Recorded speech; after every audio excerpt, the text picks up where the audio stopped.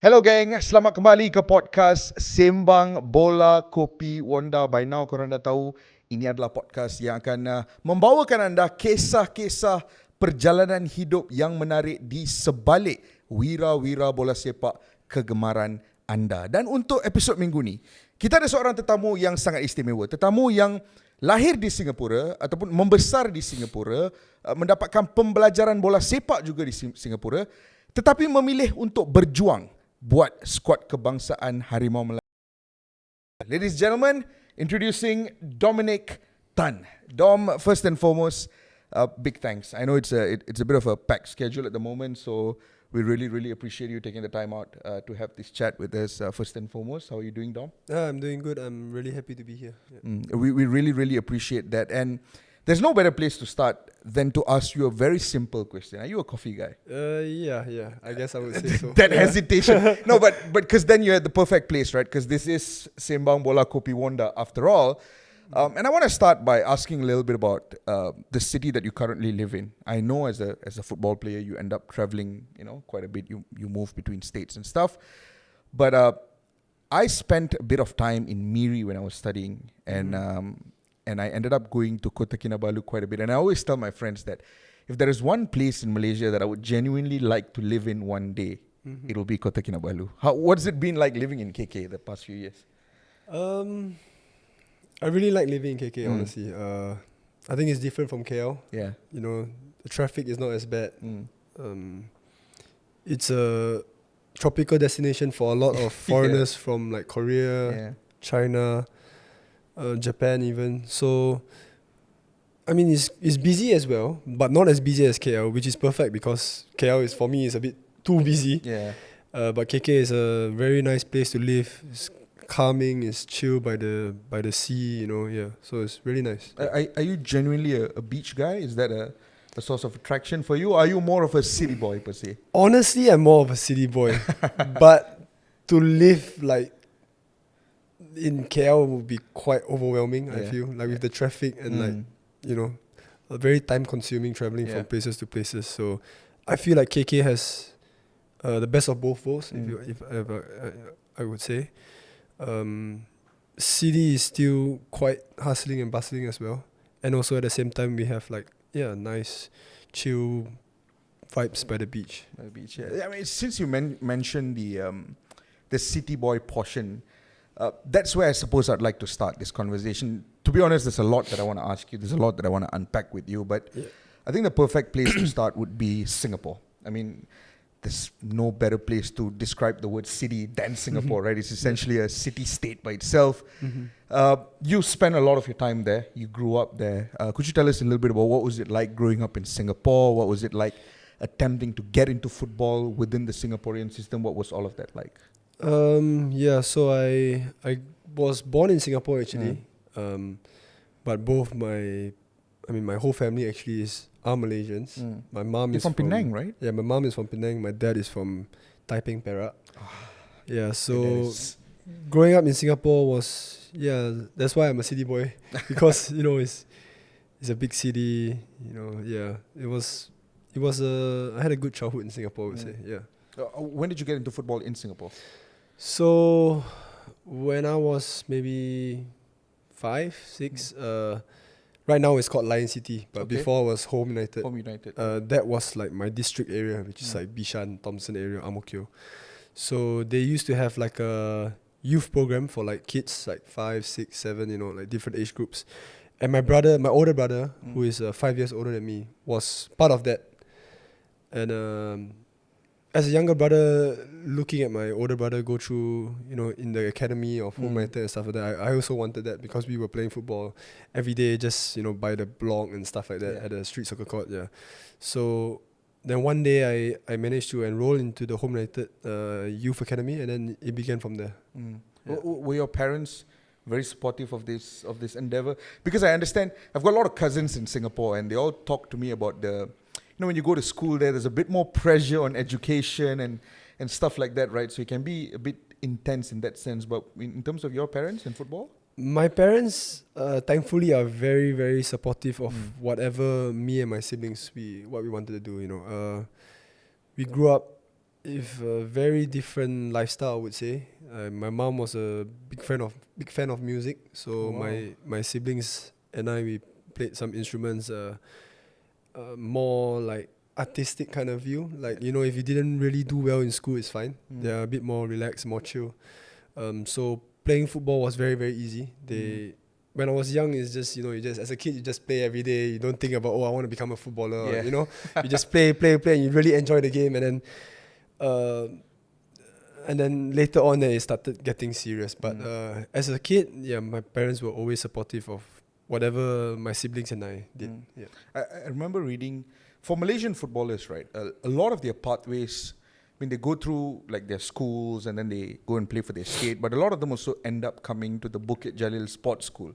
Now, you did something similar in Singapore, which is the Singapore Sports School. Yeah. What was that experience like? And was that sort of like the moment in which you genuinely felt like, hang on a minute, like I could make a career out of this? Yeah, I would say so. Like, getting into Singapore Sports School to begin with was actually very tough. Like, you would have like every Saturday, I think, if I'm not wrong, every Saturday when I was 12 years old, before going into, like, they call it secondary school at 13, we would have maybe 10 weeks of trials. 10 10 weeks. Maybe I'm exaggerating a bit, but it felt like that when I was younger, you know. And thinking back, it was like, wow, that was It was long. intense, Yeah, yeah. it was intense. It was like you would have like 500 kids come, and then they will cut down to 250, and then the next Wow. week you will cut down again 100, and then it just goes on. And then only, I think, like my batch was 20, I would say 22 players that Okay. got selected from like that initial Hundreds of... hundreds of kids, you know. So it was actually very hard. And at the same time, not just being good in football, but you had to have a certain academic result I was about to ask go that. into Yeah. the school as well at the same time. So it was really, really, really tough. Yeah. I was about actually. to ask that because, you know, when you watch, like, for example, like you watch American sports movies, they talk about how attempting to play sports professionally also means you have to have a minimal grade in order to be able to access that opportunity. So was that what it was like in Singapore, that you had to do well in sports, you still had to have some degree of success in your education as well? Yes, it was like that in the Singapore Sports School. Like, even when you enter the school, we do the same. How do I say? At the end of the secondary school, you will do the same national exam as every other secondary school in Singapore. So every year from Sec 1, Sec 2, Sec 3, Sec 4, I mean secondary 1, secondary Yeah. 2, yeah, you would have to hit a minimal grade to get promoted to the next year. Oh, wow. And it's like a normal school. If you don't do well academically, then you get kicked don't out get- as well. It's the same thing. It doesn't matter if you are Cristiano Ronaldo, but if you cannot study as well, Still. yeah, it still was It's- challenging. It's crazy because sometimes you think that a sports school only just focus on the sports, but you know, Singapore Sports School very clearly looked at it from a more holistic approach, looking at it as a whole. But in terms of your experience in Singapore, whether it was with the Home United Academy, whether it was a Singapore Sports School, who would you say in your early days was the one coach that had the biggest impact on you? I would say Coach Ken. It was my secondary 1, secondary 2, and secondary 4 coach, I think, if I'm not wrong. I think he really instilled not just on the field, but like mentality wise, in all of us. Like, you know, saying that discipline is not only on the field, it's off the field, even in the classroom, in your schoolwork, it reflects there. And then in the end, it makes you a better person, not just a better sportsman. And I think that his coaching on and off the field really like mold us as a person.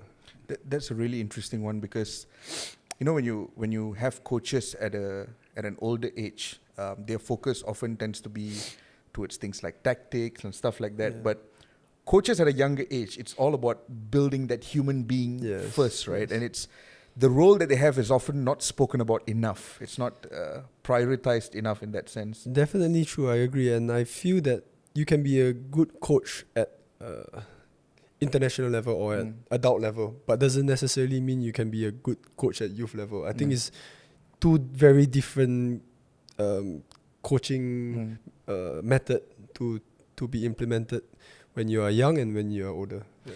Can we talk a little bit about Malaysia? How did that come about? Because for a boy who sort of grew up in the Singapore system, experienced football the Singapore way, a lot of your teammates, friends are probably Singaporean as well. How did the move come about to come and play for Malaysia? I think it was the Harimau Muda C setup that you first broke through in. How did that come about? Could you tell us a little bit about that? Okay, so you want a long story? Long story. We would love any stories. Yeah. Okay, so the long story is it began like this. So when I was in sports school, when I think I was 15 maybe, there was a Lion City Cup. Okay. It was pretty popular back then, right? Back then you have like Newcastle, Flamingo, Arsenal, you know, like big teams like this from around the world will come to Singapore and play a tournament in Singapore. And at that time, it was Singapore National Under 15 and Singapore National, if I'm not mistaken, Under 16 that would play in that tournament.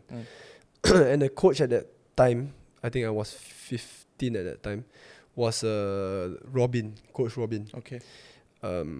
So he's Nepalese and he changed to Singaporean to before that he was a player as well for Singapore. And then he's now he was the coach at that point of time. And one day he asked one of my best friends now also is Joshua. He asked Joshua, he said, so before that he asked me if I want to change to Singaporean to play for this Lion City Cup, you know. And then as a young boy, thinking back now, I don't know how I said yes, I want to change, because all you wanted to do at that point of time was just to play, and you see all your friends playing at the national level, you know. But I said no, I said I don't want to play, I don't want to change to Singaporean. And then we left it like that. Then one day he went to Josh and he asked Josh, he pulled Josh aside and said, hey, why doesn't Dom want to, you know, change to Singaporean and play with you guys? And then Josh said, oh, because one day Dom wants to play for Malaysia.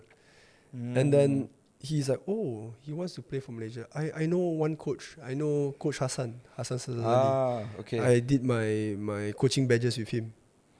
He said, oh, maybe I can help him. I can contact Coach Hassan and see whether he wants to take Dom on. Oh, that was nice of him. Yeah, it was. He opened my career. Honestly, I owe everything to him. So one day he came to meet me, and then he said, hey Dom, I heard from Josh you know you want to play for Malaysia. So yeah, I definitely want to play in Malaysia one day. I don't know how, but you know, I hope I get it. Then he told me, oh, you know, I know Coach Hassan. We did our badges together, and then he contacted Coach Hassan, and then Coach Hassan got back to me and said like, oh, look, okay, you can come for a trial. So after my O-levels, I finished my O-levels at 16. Then I went directly to Bukit Jalil. That time was in MSN. And I went for a trial for the Harimau Muda C. Yeah, and then he signed me, and then from then on, it's just... Wow. I mean, I'm getting goosebumps here because I'm thinking just by the virtue of a single individual's care, an entire career was opened up. I mean... Do you still keep in touch with Coach Robin? Yeah. Sometimes if I go back to Singapore and I see him, I really feel grateful and happy and forever thankful to. When I see him, I always like just get a big smile and I'm really thankful for him. I mean, I'm going to say if Coach Robin happens to be watching this at any point, thank you so much for giving Dominic Tan to us in Malaysia. In terms of JDT, because it always felt like Harimau Muda C was sort of like the door opening for you to come to Malaysia, but I think where the recognition and where people's eyes started turning towards you was JDT. How did that one come about, the JDT opportunity? That was quite straightforward from Harimau Muda, and then JDT came in and they wanted to sign me, and obviously it's a no-brainer when you have such a big club coming to me, and growing up watching all the big Malaysian players play in Johor, and it's just a dream come true, honestly, to have that stepping stone and to go into Johor.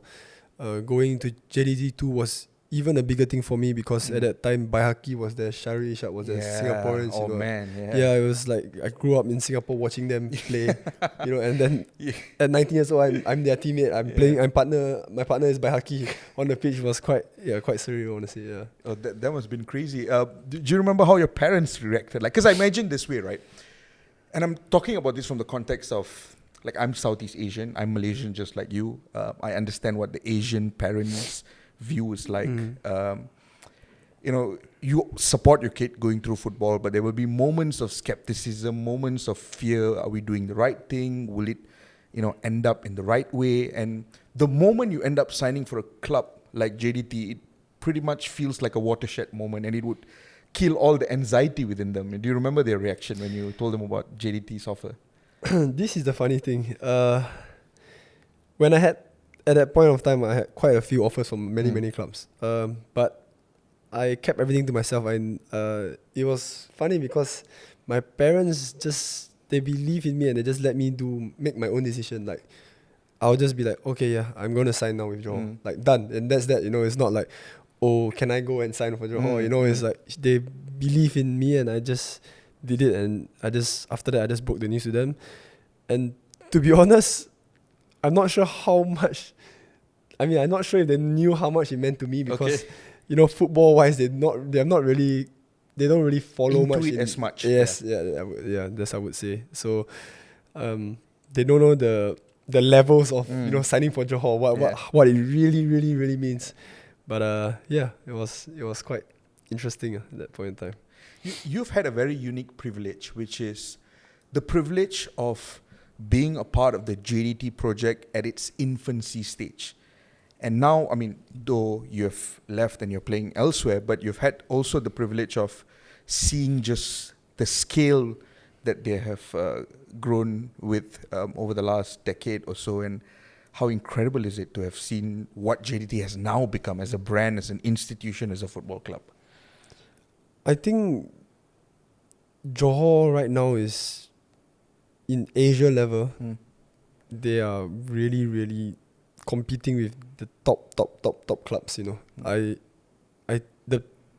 For me, what I see is that they don't rest. Johor don't rest. That's why their level is only going up, because they don't get complacent. They don't stop. They just keep pushing for more and more.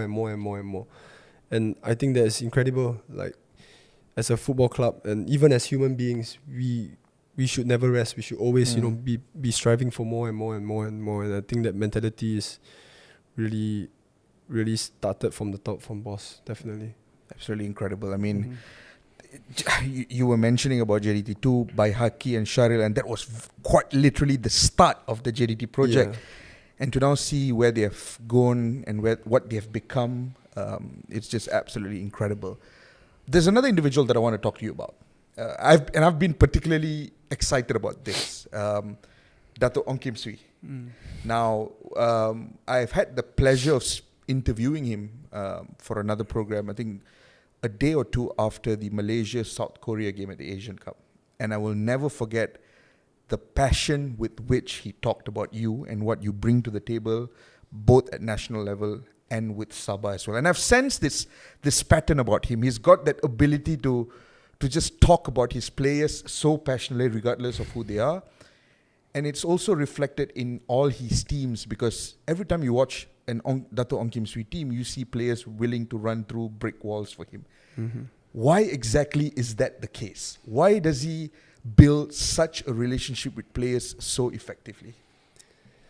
I would describe Coach Ong as a loyal coach. You know, that is one of the reasons why, like you said, players will run through a big wall for him. You know, players are willing to fight for him and to give everything for him, because he's very loyal coach. I think it's not easy to find a coach like that, and definitely, you know, he has played a very important role in my career here in Malaysia. All my opportunities, international and under 23, were given by him, and it was really nice to come and join him again in Sabah. He's gone on to Indonesia, so you know, definitely he will do well there, and hopefully one day I can go and play with him again. Well, how do you think he has evolved as a coach? Because, like JNT, for example, you've had the privilege to see its evolution. You've also had the privilege of seeing Dato' Ong Kim Sui's evolution. I mean, sometimes I find it hard to believe that it's already been more than 12, 13 years since that speech he gave at the Gelora Bung Karno in the 2011 SEA Games. A speech that, by the way, everyone still talks about until today. And he's been around for so long. He's continued to stay at the top level. How do you think he has evolved over the last decade or so? I think one thing that Coach Ong has that some coaches don't have is that all the players are willing to, like you said, run through a brick wall for him. And I think that is very important as a player when you feel like you owe something to the coach and you feel like, no, today I'm going to give him 100% because, I want to win this game for him. It's that kind of feeling, but 11 players have that kind of feeling. And imagine, you play against a team who maybe comes to the field today thinking, not really feeling up to par, and then you have going against a team like us that really wants to do well. For coach, I think that is a very, very important mentality that he instills in us players. In terms of your experiences with Dato' Ong Kim Sui, whether it's international level or with Sabah, is there like one particular story or one particular moment that's your favorite moment or your favorite interaction with him? Or your favorite aspect of your relationship with him, something that stands out instantly, your favorite memory of him perhaps even? I would say the game that we won against South Korea.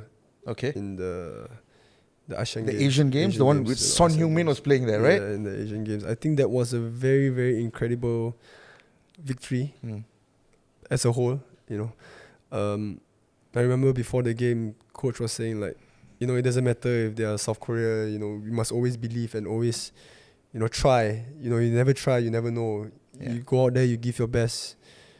And truth be said, Safawi scored 2 goals and before we know it, we were up 2-0 against South Korea with Son Heung-min and, top stars playing. It was really, really incredible. It was, I think, one of the best memories with Coach Ong. Yeah, since you mentioned that, right? This is the other thing. I mean, I don't know if you think about it. I'm assuming you perhaps did at some point. But you realize that you've been a part of the country's 2 iconic results against South Korea. Both games you were a part of it. The one at the Asian Games in 2018, which sent shockwaves around Malaysia, around Southeast Asia, around Asia even. But, you could argue some people would split the narrative by saying that, it was a under-23 tournament, blah, blah, blah. But then comes Asia Cup, senior to senior, held your absolute own against them. And it was another historic result as well. Would these 2 games, would you classify these 2 games as like your peak favorite career moments? Yeah, definitely is up there. Playing against a very, very big Asia, not even Asia, world giants is incredible to even be on the same pitch as them, in the first place. But to, the last Asia Cup to draw against South Korea and not conceding from open play, it was all set pieces. It was incredible, very, very nice feeling, especially to be in the Asia Cup for the first time. For me, was very, very incredible. Yeah, I want to talk about that Asia Cup game. I will never forget that game. And everybody will talk about the goals. Everybody will talk about Faisal Halim's incredible finish. They'll talk about Romel Morales' astonishing equalizer. But my favorite part of that entire performance was the performance of the defensive unit. I mean, it was just heroic, for a lack of a better word. And I will never forget, just because I was in the studios with Dato' Lim Tiong Kim, and I will never forget how he was talking about the defensive unit as well. And you were part of that setup. You were part of that unit. That must have been an incredible, feeling being on the pitch that day.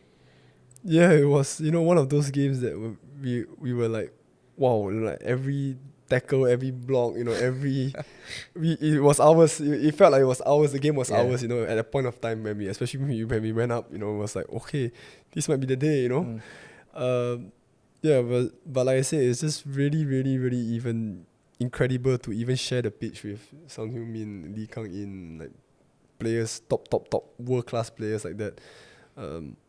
It was very, very, very nice feeling. Yeah. Do you remember how did you feel on the eve of the game, on the day of the game? Because when I remember in May 2013, I remember exactly the month because that was when the draw was made and when the schedule was released. I mean, there was Jordan, there was Bahrain, but all anyone could care about was really the last one. That was the highlight of it, right? Win, lose, draw, we don't care. We just want to play South Korea. What did you feel like on the day of the game? Because, I mean, most of us, we're just football fans. We're just here for the ride. But you're the guy that has battled it out on the pitch throughout your life, from you were young, dreaming of moments like this. And when they finally come, what did it feel like on the day of it?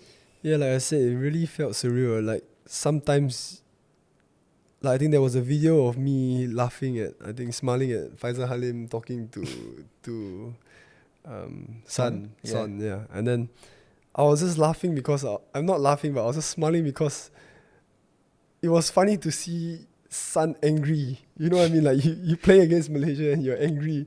You are Tonton Hotspur, you're one of the best players in EPL, and you're angry at Faisal Halim. That's why I was like, wow, you know, it's like I'm actually it's happening. You know, this is happening. Yeah, like I said, it's one of the biggest achievements in my career so far. Yeah. Yeah, I mean, I don't think I'll ever get over the defensive performance that night. It was just absolutely incredible. I want to know about your style of play.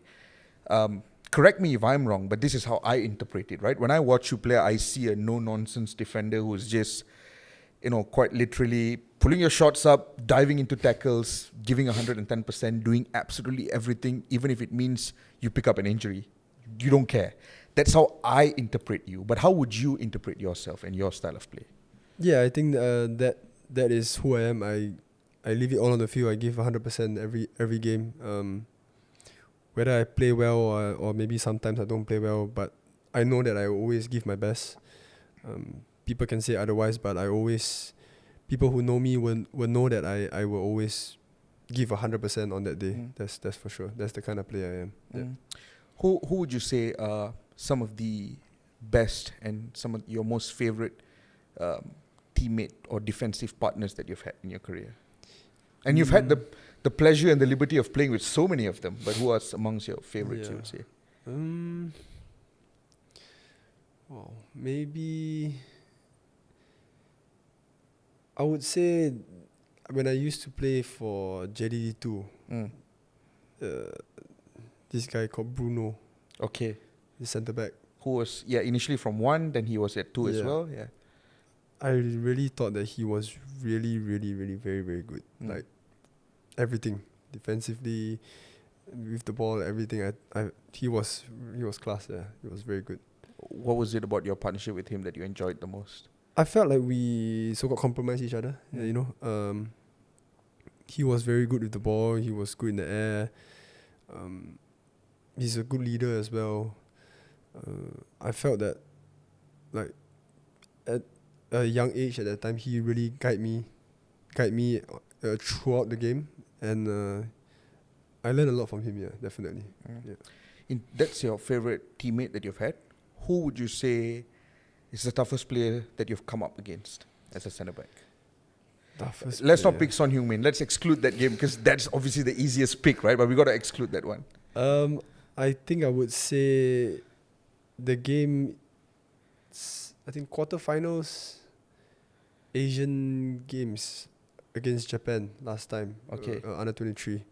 There's a striker called, I think, Daizen Maeda. Oh, he plays at Celtic now. Now he plays in Celtic. Yeah. This guy was tough to handle. He would be the toughest opponent I ever played against. Yeah. Easily. Do you still watch him these days? I follow his movements and everything. This guy is crazy, man. Yeah, he's just a relentless runner, and the guys at Celtic absolutely adore him because he's just not. And I can imagine as a centre back, having a striker that's just running at you 24/7 is probably the most annoying thing ever. He is very smart. Like he is like playing mind games with you.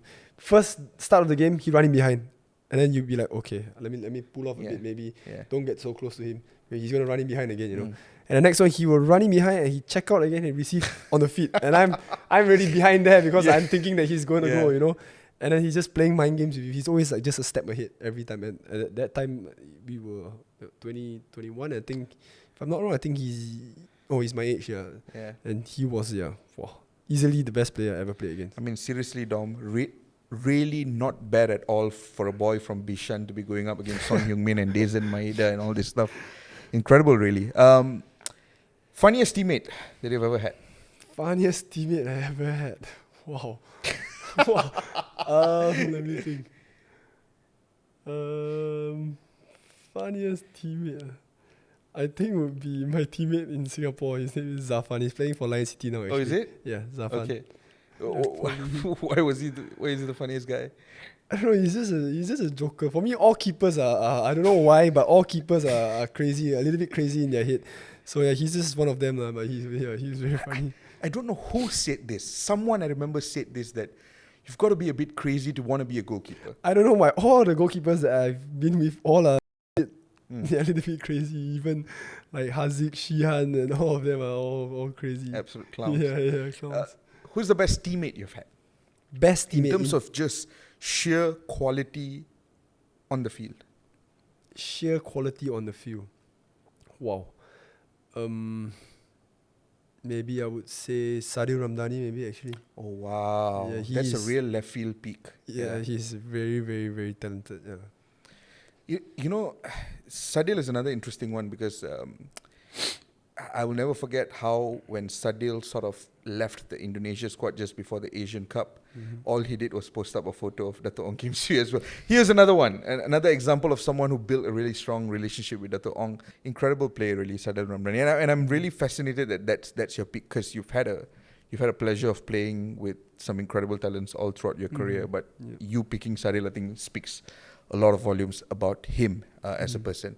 Just to wrap up this conversation, Dom, in terms of your goal in football, in total, for a boy that grew up in Bishan, went through the Home United Academy, Singapore Sports School, I don't think it's unfair to say that you've had a pretty successful career so far. And that successful label is always going to be there, no matter what happens and at what point you wrap up a career. But what do you still crave for in terms of football? What do you still want to achieve? What are you still dreaming of? What are mini bucket lists, I could say, in terms of within football that you hope to be able to achieve in the next few years? So for me, as a young kid, honestly, I've had the chance to have a lot of training stints in Japan at a young age, especially when I was 13, like at my where it matters the most at your growing up. Yeah. I managed to go to Japan maybe 3-4 times on like some as a team, training stints there. And I really am impressed with the way the culture is, the football is in Japan. So I would say if I ever have the chance, I would really, really love to try and play in Japan if the opportunity arises. So we'll have to ring your buddy Dezen Maeda to see if we can hook you up with a playing stint in Japan. But yeah, that would be absolutely incredible if the Japan opportunity comes about. To be fair, you're also, again, one of the few Malaysian footballers who has actually gone abroad. And you've gone to Portugal for a stint, you've gone to Thailand for a stint. And hopefully, it's never too late. Hopefully Japan comes along at some point. It'll be absolutely incredible to see you in Japan. Thank you so much, Dom. It's been a real pleasure having this conversation with you. I feel like I've gotten to know you a lot better because you've had a successful career. You're a mainstay within the national setup, but you've always kept a pretty low profile. And I think your story deserves to be told so that characters like Coach Robin can be acknowledged and thanked publicly for the service that they do to footballers like you. But before we wrap up this week's episode, we want your favor to sign a jersey. Sure. That'll be worn by a lucky viewer out there. Kepada semua yang menonton, ingat korang berpeluang menang jersey yang akan ditandatangani oleh Dominic Tan. Kalau korang nak menang jersey ni, korang kena follow account media sosial Wonda di mana maklumat lanjut akan dikongsikan tentang cara untuk korang nak menang jersey ni. Yeah, so Dom, before we wrap up this interview, just going to need your favor to drop an autograph on that jersey because This jersey will be worn by a lucky viewer out there. Kepada semua yang menonton, jangan lupa korang kena follow akaun media sosial Wonda untuk dapatkan maklumat lanjut tentang cara korang nak menang jersey yang ditangani secara eksklusif oleh Dominic Tan. Ingat, follow akaun Wonda di semua platform media sosial untuk maklumat lanjut. I think that about wraps up today's conversation, Dom. I know it's a real busy period. You've been traveling a lot for club and country. So I just want to thank you so much for taking the time Thank you. to have this chat with us. And I wish you all the best of luck. And genuinely, from the bottom of my heart, I genuinely hope that you get the Japanese team at some point. It'll be a perfect sort of wrap up to your career one day. Look back and see that you've done everything that you wanted to do. So thank you so much, Dom. Thank you. For taking the time. Thank you so much kepada semua yang menonton. Ingat, kekal follow akaun media sosial Wonda bukan setakat untuk menang jersey ni, tapi juga untuk tengok siapa tetamu seterusnya dalam podcast Sembang Bola Kopi Wonda.